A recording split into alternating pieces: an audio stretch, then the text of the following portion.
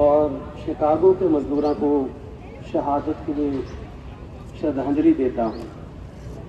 साथ में जो पहलगाम में 26 बेगुनाह लोगों को मार दिया गया आतंकवादियों ने, जो भारत के हर कोने से वहाँ सैर करने के लिए गए थे, उनको गोली मार के मार दिया, उनको भी श्रद्धा के फूल भेंट करता हूँ। और जो कश्मीर का एक साथी जो घोड़ों के ऊपर बच्चों को सैर कराता था, वहाँ वो आतंकवादियों से बंदूक छीनना चाहता था और उसने यत्न किया कि सारे जो सैलानी हैं उनको सुरक्षित रखा जा सके, लेकिन ये काम करते करते आतंकवादियों ने उसके भी गोली मार दिया। वो अपने माँ बाप का अकेला बेटा था, वो शहीद हो गया, उसको भी प्रणाम करता।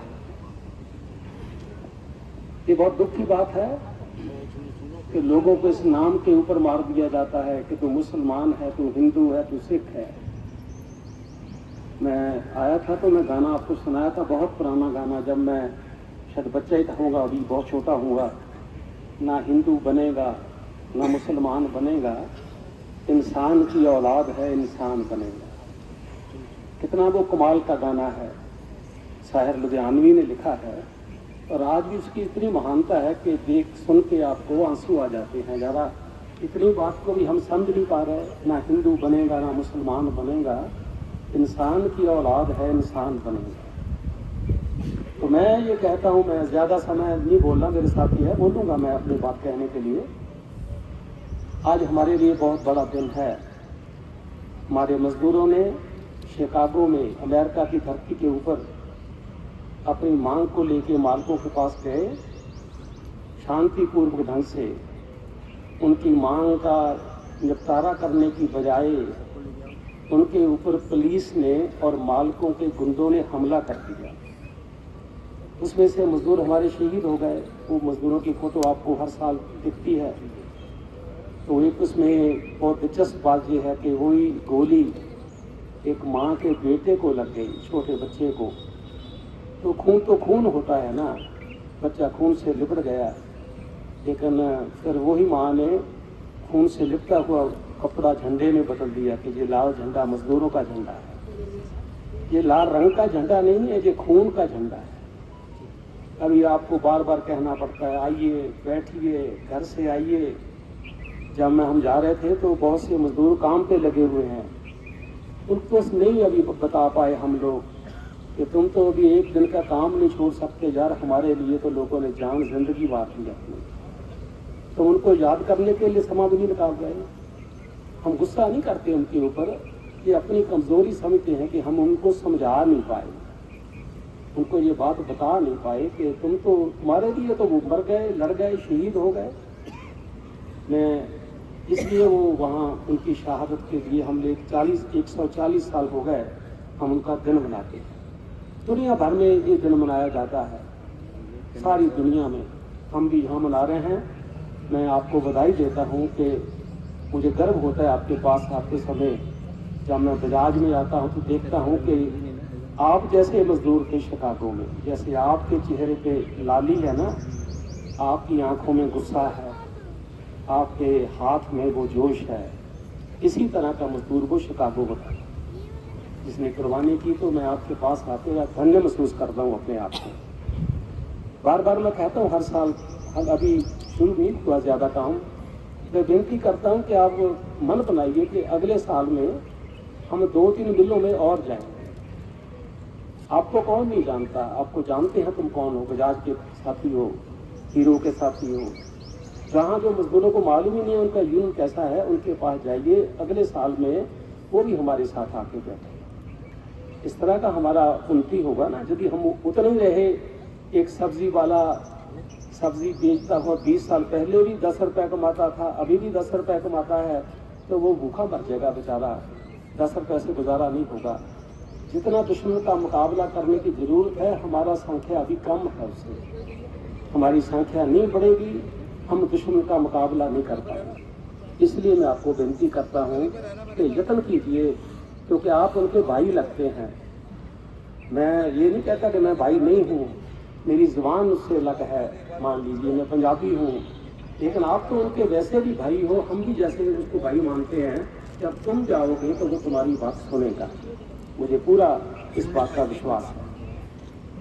मैं दो बातें आपको आज कहने वाला हूँ। एक तो है कि मजदूर गुलामी की ओर बढ़ रहा है रोज। तुम तो आज़ादी चाहते हो ना, आज़ादी चाहते हैं हम लोग, हम भी लड़ते हैं, आज़ादी के लिए लड़ते हैं। आज़ादी कैसी? वो नहीं जो 47 वाली आज़ादी, हमारी लूट से आज़ादी, हमारी लूट ना हो, जो हम काम करें उसका पैसा हमारी जेब में आए, हम वो पैसा अपने बच्चों के लिए खर्चें, अपनी माता को दें, घर में दिवाली जैसा त्यौहार हो हमारे घर में रोज इस तरह का शासन हो, वहाँ हम सब, हमारा काम करने वाले लोगों का इतना बड़ा संगठन हो कि हम देश में सत्ता पे राज करें। तभी हमें जो भूख से आज़ादी मिलेगी, तभी हमें जो लूट से आज़ादी मिलेगी, तभी जो हमारी महंगाई से आज़ादी मिलेगी। हम इससे आज़ादी चाहते हैं। हम तो आज़ादी चाहते हैं, लेकिन हमारी गुलामी की कड़ी रोज बढ़ जाती है। देखिए कैसा इंसाफ हो रहा है। हम कहते हैं हमारा वेतन बढ़ाओ, तो कहते हैं वेतन पहले बहुत ज़्यादा है, आपको 90 घंटे काम करना होगा एक हफ्ते में। आप तो घर में जाके अपनी पत्नी की ओर देखते रहते हो। एक बकवास की एक बड़े आदमी ने कि तुम घर में क्यों जाते हो, तो 90 घंटे काम करो, काम में जिंदगी है, तुम तो घर में जाके बस अपनी वाइफ की बातें करते रहते हो। बेशर्म लोग हैं ये। मेरा ये कहने का कि हम लोग चाहते हैं हमारा वेतन बढ़े, वो चाहते हैं वेतन कम हो जाए। हम चाहते हैं हमारा महंगाई भत्ता बढ़े, मेडिकल भत्ता बढ़े, वो कहते नहीं नहीं, आपको बीमारी की चिंता नहीं है, मरते हैं तो मरो, आपका इंतजाम नहीं कर पाएंगे हम। हॉस्पिटल खुले हुए हैं, जाइए शहर में, वहाँ हो सकता है 10 लाख रुपया लगे, 20 लाख लगे, वो तो तुम्हारी जिंदगी का पैसा कभी इतना नहीं आया। वो कहते नहीं नहीं, हमारा आपसे कोई रिश्ता नहीं, हम आपको पैसा नहीं बढ़ाएंगे। हमारे कानून लड़के लिए बार बार कहते हैं, सब कानून रद्द कर दिए, उस पर कांटा फेर दिया, उसके 4 लेबर कोड बना दिए। अभी लागू वो धीरे धीरे कर रहे हैं, बड़े चालाक लोग हैं, बना रखा है, धीरे धीरे लागू कर रहे हैं पूरी तरह। और वो जब लागू पूरा हो जाएंगे तो हम लोग 140 साल जो पहले गुलाम थे उसी तरह गुलाम दोबारा हो जाएंगे। इस बात में मेरी गलती हो, मैं बयान ठीक नहीं बोल रहा हूँ, आपको पूरा अधिकार है, हाथ खड़ा करके मुझे बताइए कामरेड आप गलत कह रहे हैं। हम वही हमें ले जा रहा है हमारा सरकार मोदी का। और यही नहीं, उसी तरह हमारे जो पूंजीपति हैं उनका मुनाफा बढ़ता जा रहा है। अदानी का मुनाफा, अंबानी का मुनाफा, और इतना मुनाफा है आप सोच भी नहीं सकते। अदानी के बेटे का विवाह हुआ, अंबानी के, उसके विवाह के ऊपर 7,000 करोड़ रुपया खर्च किया गया। 7,000 करोड़, 1 करोड़ को आप 7,000 बार गिनो, उतना पैसा उसने अपने लड़के के ऊपर खर्च किया विवाह में। तुम तो 700 रुपया खर्च करने में भी दिक्कत महसूस करते हो। तुम तो बच्चे को अपने स्कूल में बस में भेजने से भी मुश्किल पेश आती है, तो बस में कैसे भेजे, इतना किराया नहीं हमारे पास। तुम्हारी बहन, तुम्हारी बेटी, तुम्हारी पत्नी आपको कहे कि मुझे अच्छा सूट सा ले दो, अच्छी साड़ी ले दो, तो तुम्हारा यत्न होता है कम पैसे की ले, ताकि तुम्हारी जेब में पैसा नहीं ना। उनका मुनाफा बढ़ता जा रहा है, अंबानी अदानी का। हमारी जिंदगी परेशान होती जा रही है। हम जहाँ रहते हैं वो रहने योग्य जगह थोड़ी है, बहुत से मजदूर रहते हैं किराए के ऊपर। वो मैं सभी की बात नहीं करता, हो सकता आपके पास अच्छा मकान हो, मैं उसको बुरा नहीं कहता, लेकिन ज्यादा मजदूर ऐसे मकानों में रहते हैं जैसे जानवर रहते हैं। हमारा अलग सा बच्चे का कमरा हो पढ़ने का, बूढ़े का अलग कमरा हो, माता पिता का, हमारा कमरा अलग हो, रसोई अलग हो, ऐसा मकान थोड़ी हमारे पास। तो हमारा जिंदगी जो है वो कम खराब होता जा रहा है। एक और बड़ी बात है, हम तो चाहते हैं कि सरकार अपने हाथ में सब कुछ लेके हमें कुछ दे, लेकिन सरकार जो हमारा सरकार का काम, लोगों का था सारा सामान, उसको बेच रही है। अभी मैं रेलवे में बोलूँगा जाके, रेलवे में शायद 140 गाड़ी प्राइवेट कर दी हैं, गाड़ी प्राइवेट चल रही है। ये गाड़ी बिरला जी की है, ये अंबानी की गाड़ी आ रही है। अब स्टेशन बंद है ना, बहुत बड़े बड़े स्टेशन, कहते हैं ऐसे बनाने जैसे एयरपोर्ट हो, लेकिन वो एयरपोर्ट किसका होगा? वो तुम्हारा नहीं होगा, वो अदानी अंबानी का होगा। उस पे अंदर जाने का पैसा लगेगा। तो मेरा ये कहने का, रेल आपके पैसों से बनी, दी जा रही है अंबानी अदानी को। सड़कें आपके नाम के बनी, आपके पैसे से बनी, दी जा रही है बड़े लोगों को। बिजली बोर्ड, हर चीज, मैं किसका नाम लूं, बहुत बुरे दिन देश के आने वाले हैं। अभी जिस दिन ये घटना हुई ना पहलगाम वाली, उसी दिन अमेरिका का जो उपराष्ट्रपति वो भारत में आया हुआ है। वो सौदा करने के लिए आया है कि भारत के लोगों का कितना खून पीसा जाए, चूस लिया है। वो समझौता करने आ रहा है। आज राष्ट्रपति ट्रंप ने कह दिया अमेरिका वाले ने कि मुझे पूरा विश्वास है कि हमारी बात मान लेगा मोदी साहब। वो बात ये मनाने के लिए आए हैं कि जब हमारा माल आपके देश में जाए तो वो तो बिके, लेकिन तुम्हारा माल हमारे वहां ना आएगा तो हम इतना टैक्स लगाएंगे। ये हो जाएगा तो आपके कारखाने बंद हो जाएंगे, वहां उनका माल मिलेगा, आपका कारखाना बंद कर देंगे, क्योंकि आपका माल बिकेगा नहीं ना वहां जाके। इसको टैरिफ बोलते हैं। मैं अभी समाई मेरे पास ये कहने का कि वो हमारा देश बिकने जा रहा है। ये बात समझ लीजिए, आपको मालूम नहीं हो रहा। आपको बताऊं, आप विश्वास भी नहीं करोगे, कैसे काम में बात करते हो। हमारा देश वहीं का वहीं है, बिक कहाँ रहा है। जब तुम्हारा पैसा अमेरिका का, तुम्हारा बैंक अमेरिका का, तुम्हारा इंश्योरेंस अमेरिका का, तुम्हारा जो बड़ा पूंजीपति का है उनके साथ हिस्सेदारी अमेरिका की, तो तुम्हारा देश काहे का रह गया। तुम्हारा देश तो फिर लूट वाला देश रह गया ना। इस तरह देश बिक रहा है और मोदी बेशर्मी से बेच रहा है, वो किसी बात को मानता नहीं। अंदाजा लगाइए, आप लड़ते रहते हो। 1 साल किसान लड़ा, बड़ा गर्व है हमको, किसान लड़ा, वो दिल्ली से जीत के आया। मोदी का कोई बात नहीं, मैं आपकी बात मान लेता हूँ, मैं कानून वापस करता हूँ। लेकिन जब आया थोड़े महीने के बाद ही मोदी ने नया कानून ले आए। चलो इसको तो मानो ना। 1 साल के हमारे संघर्ष के ऊपर क्या फिर गया, काटा फिर गया। उसने नया कानून ले आए, तभी वो कानून लागू हो जाएगा। ये जमीन हमारे किसान की नहीं रहेगी, ये जमीनी अदानी अदानी को हो जाएगी। ये अब देखे ना, सड़कें बन रही है बहुत। ये सड़कें इतनी बड़ी है कि गाँव के गाँव तबाह हो गए। यदि सड़कें गुजरती हैं तो गाँव में कौन रहेगा। गाँव में तो खेती करने के लोग रहते हैं ना। लेकिन ये जो सड़कें हैं, इसके ऊपर आपका साइकिल, आपका मोटरसाइकिल, आपका सामान नहीं चलेगा। इस पे बंदरगाह से आएगा अंबानी रानी का बाग, दूसरी बंदरगाह में चला जाएगा, सीधी जाएगा। उनके लिए बन रहा है, हमारे लिए नहीं बन रहा। हमारे तो वहां दुकान खोलने का अधिकार नहीं हमको। आप दुकान नहीं खोल पाते वहां। वो कहो ना वहां दुकान खोलो, वहां बिल्कुल नहीं आप खोल पाओगे। मेरा कहने का कि देश बिक रहा है, मजदूर की जिंदगी बुरी होने वाली है, मैं ये कह रहा हूं। और इसके लिए दूसरा बड़ा चिंता का बात है कि मोदी बहुत विश्वासघात कर रहा है। वो ये लड़ाई ना मजदूर कर पाए, उनको समझ ना आए, वो हमारे में धर्म के नाम के ऊपर फूट डाल रहा है। ये सबसे चिंता, इस और चिंता की बात है। कभी कहता है कि यूपी में मुसलमानों का क्या काम है। तुम नमाज पढ़ना चाहते हो, अपने घर में पढ़ो, चुवारे के ऊपर भी नहीं पढ़ सकते जाके, सड़क के ऊपर नहीं। आप कहिए ग्राउंड है सरकार की है, यहाँ नो यह जहाँ थोड़ी हो सकता है। लेकिन उनका काम हो सकता है, जब मुसलमान मजदूर करेगा तो उसको मारा जाएगा, पीटा जाएगा। झूठा प्रचार कर दिया, मुसलमान तो दुकान पे मत खरीदो, लिख दो ये मुसलमान की दुकान है। अरे हिंदू इसकी दुकान के ऊपर मत जाओ। अरे क्या कर रहे हैं तुम। देश की आजादी के लिए हिंदू मुसलमान सब लड़े इकट्ठा हो गए। आजादी में जितना हिंदू ने कुर्बानी किया उसके बराबर मुसलमान ने किया, बराबर हिंदू ने किया, सिख ने किया।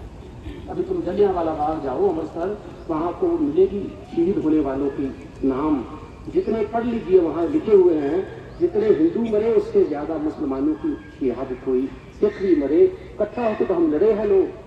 दादू तो मेरी मर्जी की बात है ना, मैं सिख बन जाऊं, मैं हिंदू बन जाऊं, मैं मुसलमान बन जाऊं, मेरी मर्जी की बात है ना। हिंदू भी हम एक तरह के थोड़ी है। एक माता जी के मंदिर में जाता है, दूसरा शिव जी के मंदिर में जाता है, तीसरा शिरडी बाबा के जाता है। हमारा अलग अलग का विश्वास है। मेरा ये कहने का धर्म के नाम के ऊपर हमको क्यों बांटा जा रहा है, क्यों, ताकि हम इकट्ठा ना हुए और मोदी सरकार को गद्दी से उतारना। समझदारी हमारी ना बने। हमें तो छोड़िए, रोटी की बात छोड़िए, पहले को हम हिंदू हैं, तो कहे हम मुसलमान हैं, और आएगा हम सिख हैं। हमारी एकता टूट जाए, मोदी प्रसन्न हो जाएगा, बहुत खुश होगा, आप टूट गए। ये दो हमारी जिम्मेवारी है। एक तो हमारी पेट की लड़ाई, हमारी मेहनत की लड़ाई, हमारे लूट के खिलाफ लड़ाई, और दूसरी लड़ाई कि मोदी की चाल को कामयाब नहीं होने देंगे। हम धर्म के नाम के ऊपर आपस में काटा काटी नहीं करेंगे, धर्म के नाम को नफरत नहीं करेंगे। मैं एक फोटो डाली है, अभी मैगजीन में है जो नया आया, जिसमें कह रहा था ना कि मुसलमान बहुत बुरे हैं, ये ऐसा हो गया पहलगाम में मुसलमानों ने मार दिया। वो मुसलमान नहीं होंगे, वो हथियारे होंगे। वो मुसलमान मत कहिए, जो पूछ के गोली मारता है बेगुनाह आदमी के, वो तो कातिल है, वो तो बदमाश है, वो तो हथियारा है, उसको मत कहिए मुसलमान का। जो हिंदू है गोली मारता है किसी की, मान लीजिए किसी मुसलमान को मार देता है, वो हिंदू मत कहिए, उसे भी कातिल कहिए। जो पंजाब में जब आतंकवाद था, बसों से उतार के लोग मारते थे, उनको सिख मत कहिए, वो सिख नहीं है थे, वो कौन थे? वो कातिल थे, मनुष्य को मारना चाहते थे। इसी ढंग से आज भी जिस तरह वो घटना हुई पहलगाम की ना, तो शायद मध्य प्रदेश में एक गाँव में एक मुसलमान का बच्चा 3री क्लास का, एक हिंदू का, दोनों एक प्लेट में रोटी खा रहे, बड़े खुश हैं दोनों बच्चे, इतने बड़े बच्चे, वो उनको मालूम भी नहीं है कि हमारा धर्म अलग अलग है। वो बच्चा भी रोटी खा रहा है, दूसरा भी खा रहा है। वो फोटो बहुत अच्छी फोटो मैंने रखा, दो या दी होगी इस बार। तो मेरा ये कहने का कि आप यही के दिन बस मन बना लो, ये अब लड़ाई ये नहीं है हमारी। तुम कहते हो 4 कोड बंद करो, हमारी लेबर लॉ लाओ, करनी चाहिए, करेंगे, लेकिन मोदी अभी कर नहीं रहा, करेगा भी नहीं जल्दी। मैं फिर बता रहा हूँ, हम कहते हैं रेलवे को बिकने नहीं देंगे, वो बेच रहा है, तुम कहते रहो नहीं बिकने देंगे, तुम कहते रहो जमीन नहीं देंगे, वो ले रहा है जमीन। तुम कहते हो महंगाई नहीं होनी चाहिए, हम महंगाई पत्ता बढ़ाओ, वो महंगाई बढ़ाता है, महंगाई पत्ता नहीं बढ़ाता। फिर क्या करें?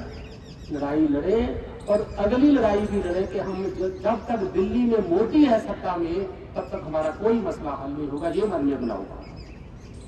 होता ये है कि हम गेट के ऊपर तो इनकलाब जिंदाबाद कहते हैं, घर में जाके धीरे से मोदी जिंदाबाद बोलते हैं। देखो हमारे धर्म का आदमी है ना, वो धर्म नहीं है, तुम्हारा धर्म तुम्हारा है, हमारा धर्म आपका एक है। हमारा धर्म है मजदूरी करना, उसका धर्म हमारा धर्म नहीं है।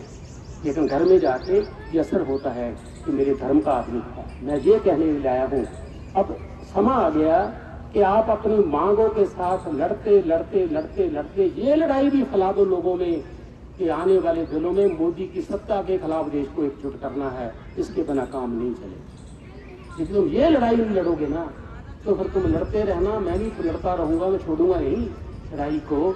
लेकिन लड़ाई लड़ने के बाद उसका फायदा नहीं होगा जब तक दिल्ली की सत्ता में अबानी का आदमी बैठा है, या अबानी का आदमी बैठा है। तो मैं ज़्यादा समय नहीं लेना, बहुत बातें आपके साथ करेंगे। मैं मुबारकबाद देता हूँ आपको, बस ये मैसेज दे के जा रहा हूँ। एक तो ये है कि आपका फर्ज बनता है कि आप दूसरे मिलों में जाकर लोगों को प्रेरणा करें। यूनियन नहीं बनती कोई बात नहीं, कम से कम वो ले दे के ऊपर खत्म तो हो जाए, बात तो हमारी सुने। उनके साथ हमारा राब्ता कोई नहीं है, उनको क्या बताएं देश में क्या हो रहा है। वो कल छोड़ो यार, देश में क्या हो रहा है, आज पहली मई छुट्टी करके रात को ना मुर्गा बनाएंगे, बेचारे को मालूम ही नहीं है मई दिवस क्या होता है। एक तो ये काम कीजिए, दूसरा है अपनी लड़ाई लड़िए जो लड़ रहे हो आप, इसको पूरा मजबूती से लीजिए। तीसरा काम, ये लड़ाई लड़ते लड़ते दिल्ली के जो राज करने वाला आदमी है ना, सरकार है पूंजीपतियों की, उसके खिलाफ लड़ाई लड़के वहां उसको गद्दी पे उतारिएगा, उसको नीचे लाइएगा। और आपस में धर्म के नाम के ऊपर कभी मत लड़िएगा, कभी मत लड़िएगा। ये मैं आपको बार बार कहता हूँ। कुछ लोग पंजाब में रहते हैं, बिहार वालों से लड़ो कि बिहार वाले हमारे पंजाब में क्यों आ गए। अरे बेवकूफ लोगों, यदि तुम करोगे तो वो आपको छोड़ेंगे वहां हमको। अभी कनेडा में वोट पड़ा, बड़े खुश हैं पंजाब वाले, हमारे 20 MP बन गए सरदार, पंजाब के लोग पंजाबी। अरे MP बन के तो खुश होते हो, लेकिन बिहार का मजदूर आके सरपंच गाँव का बन जाए एक तुम्हारे दर्द होने लगता है। इस सरपंच क्यों बन गया हम? देखिए ना, वही इंसान है। कनेडा में हमारा मेंबर पार्लियामेंट बन गया जिंदाबाद, बिहार UP का वर्कर आके हमारा MC बन गया, गाँव का सरपंच बन गया, तो वहाँ ना ना ना ना हमारे पंजाब में क्यों आके बना। ये लोगों का तरीका, इसको छोड़िएगा। हम मजदूर एक हैं, बिहार का, UP का, बंगाल का, पंजाब का, सिख, हिंदू, मुसलमान, किसी तरह का मजदूर हो, जो मजदूरी करता है वो हमारा भाई है, उसका राज लाने के लिए एकजुट हो। ये मैं आपको कहने के लिए बात मेरी समझ आई है ना? बात ये बात मन में रखिए। इसलिए मैं बहुत धन्यवाद करता हूँ। मैं क्योंकि वो भी वेट करते होंगे, धर्मेंद्र रहेगा, इसको हड़ताल करोगे वो आपका बता देंगे कामरेड, मुझे मालूम है, धर्मेंद्र खुद बता देगा बात। पर उनके लिए एक बात कहना हूँ, 24 मई को भगत सिंह के नाम के ऊपर यूं पंजाब में बनी हुई सभा, शहीद आजम नौजवान सभा, भगत सिंह नौजवान सभा, ये 24 तारीख को जलंधर में एक एकत्रता करता है। तो आप में जो नौजवान हैं, आप में से मुझे लगता है 80% नौजवान हैं, 40 के नज़दीक हैं, तो जितने साथी हो पाए वो इंतजाम करके वहाँ नौजवान सभा के झंडे लेके जाइए, ताकि वहाँ तुम्हारी नौजवानों के साथ भी दोस्ती बने। तो जब तुम लड़ो तो नौजवान वो झंडे लेके आपके पास आए। इसलिए ये फैसला खुद देगा। पर कोई बात नहीं, आप खुद भी जरा विनती मानिए कि नौजवान लोग जो हैं आप में बैठे, वो जहाँ घर में भी आपके बच्चे हैं उनको वहाँ भेजिए, ताकि वहाँ हमारा नौजवानों के साथ दोस्ती बन जाए। इतना कहता हुआ मैं मई दिवस के शहीदों को लाल सलाम कहता हूँ और आपसे माफ़ी चाहता हूँ। मैं कभी आपको मालूम है उठ के नहीं जाता हूँ, मैं कभी लास्ट तक रहता हूँ, लेकिन आज वहाँ बोलने के लिए बार बार आ रहे हैं, तो मैं इसलिए जा रहा हूँ, मेरे साथी यही होंगे। आपका बहुत बहुत धन्यवाद। इनकलाब जिंदाबाद।